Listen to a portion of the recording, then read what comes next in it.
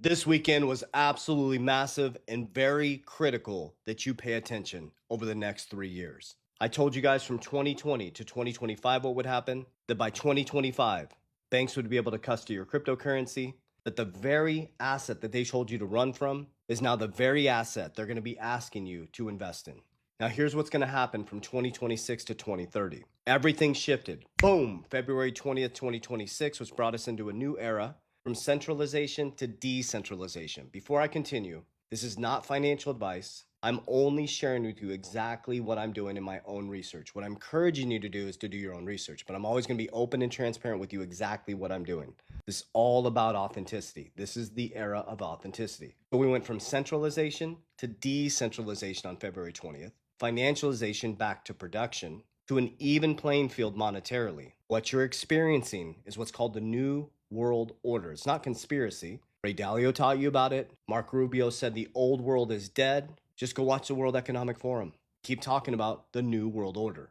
It's not some conspiracy, it's a new framing of the system. And I'm going to focus on the financial system. Remember, 2009 started our crisis stage, 2009 to 2030. Just like our grandparents went through their crisis stage from around 1930 to 1942. I told you guys it's always World War that brings in a new monetary system.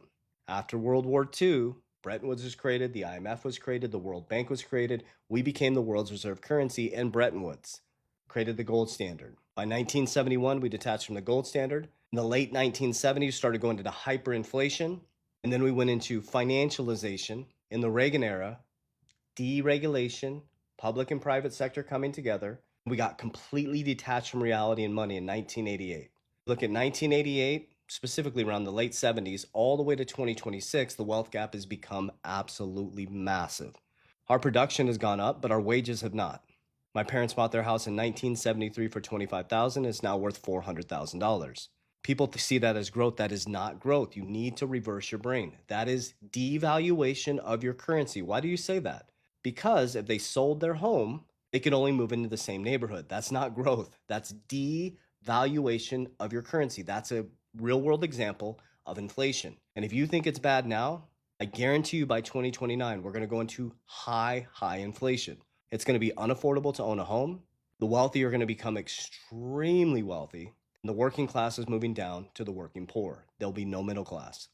Technology is going to replace a lot of jobs. And if you don't start to reskill or learn how to become an investor and take advantage of the new plumbing of the infrastructure of the financial system, you're going to end up a victim of this. So you have to pay attention to what they're doing. Remember, Trump left anti-crypto